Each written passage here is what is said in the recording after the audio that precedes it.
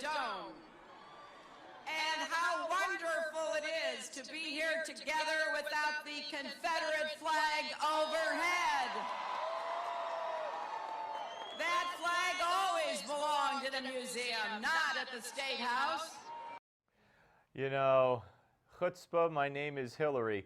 Joining us on the Malzberg panel to discuss this and much, much more, Brent Budowsky, contributor to The Hill, former aide to Senator Lloyd Bentsen, and, of course, the #1 Green Bay Packer fan in the country, and Tom Tancredo, former congressman and 2008 candidate for U.S. president, Breitbart.com columnist, and author of In Mortal Danger, The Battle for America's Border and Security. There it is on your screen.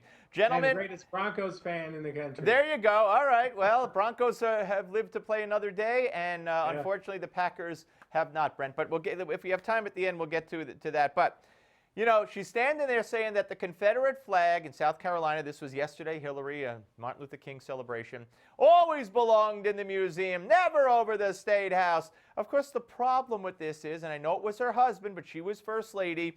Her husband in 1987 as governor of Arkansas signed Act 116, reaffirming the state flag design that included a star symbolizing the state's membership in the Confederacy. He signed Confederate Flag Day into law. And as far as I know, that flag still flies over the Arkansas State House, thanks to Bill Clinton. So, I mean, you know, Tom, does this woman know no shame? And again, besides us talking about it here, who the heck else is bringing this up? Of course, no one's going to. And you're right, it is total hypocrisy. But so what? What's new about that? I mean, it is the hallmark of certainly her campaign and of her tenure in whatever office she's ever held. So nothing new about it. But, you know, it's always been kind of interesting to me that we have chosen now to demonize this flag and ban it, take it down, take down statues, take down anything that's reminiscent of a part of our history or culture that we don't want to talk about anymore. But, you know, if it is really that hateful, if these symbols are that hateful and scary to people, I think we should ban the hijab. I think that there are all kinds of symbols of hate and oppression that probably should not be allowed in the United States, right?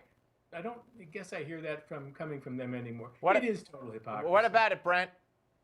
Well, actually, it so happens my column in the Hill newspaper tomorrow at thehill.com tonight is titled Nikki Haley's Date with Destiny. And among other things, I give her a lot of credit for having the political courage to take a strong position after those horrendous church shootings about taking the Confederate flag down on the state capitol. I think she deserves genuine credit, and I think she is a rising star that the Republican All right, but what Party about Hillary? What about Hillary?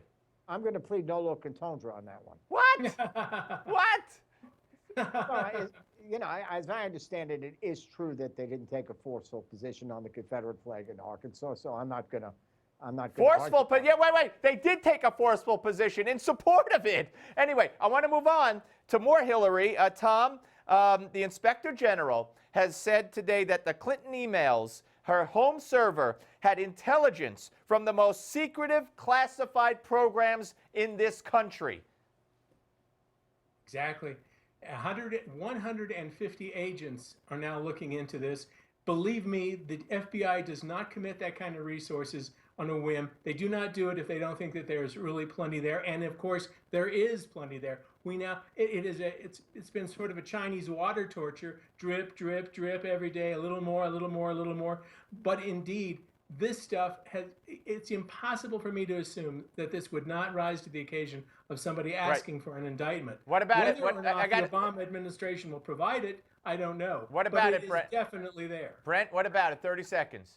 Well, I'm sure the Republicans will ask for an indictment. Other than that, I'm going to let the FBI do its work and the Justice Are Department. Are you pleading nolo contendere here, too? No, I'm saying that as of this minute, nothing has been proven worthy of an indictment or anything even remotely. Hillary spent 11 hours testifying under oath in a marathon session before the hyper-partisan Inquisition Committee of Benghazi in the House of Representatives. All right, guys, we got lots more ahead. That's exactly what Hillary would say and has said. We're coming back with the panel. Don't go away.